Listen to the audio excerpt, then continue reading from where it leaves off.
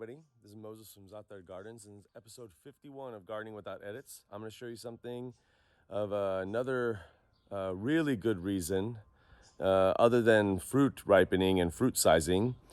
I guess the number 3 reason why I thin my fruit regularly is because, let me flip it around, insects love making homes in these tight clusters. This is a donut peach here, Saturn peach, flat peach, many names. You see these tight, there's some clusters even tighter than this where I can't even get, let me get closer, where I can't even get the peach off. That's how tight they get. But they love, remember these are small. These peaches get this big, so these are gonna, 2.5 times the size of this. They're gonna get that much bigger. So imagine all of them, if they can get that big. This is not gonna get that big because there's no space for them to grow, hence why you should thin your fruit as well. But when they get bigger, they're gonna get tight, and an earwig, especially earwigs, they're gonna just crawl in here when it's nice and tight, and the peaches are bigger, and you won't even know till you take it off. Ooh, a nice juicy peach.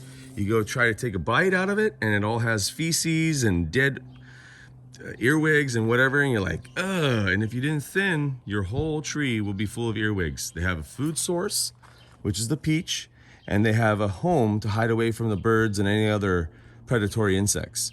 So really, in my opinion, one of the best reasons to thin is to ensure you don't get an infestation of insects and also of mildew, powdery mildew, or any other fungus or disease that can grow inside of here.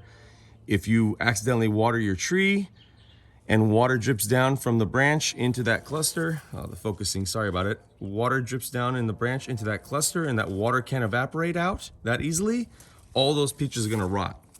So, hey Lulu. So thin your fruit.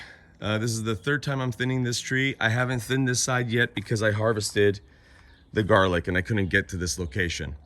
So I'll link a video for that too, the garlic that is. So, thin your fruit.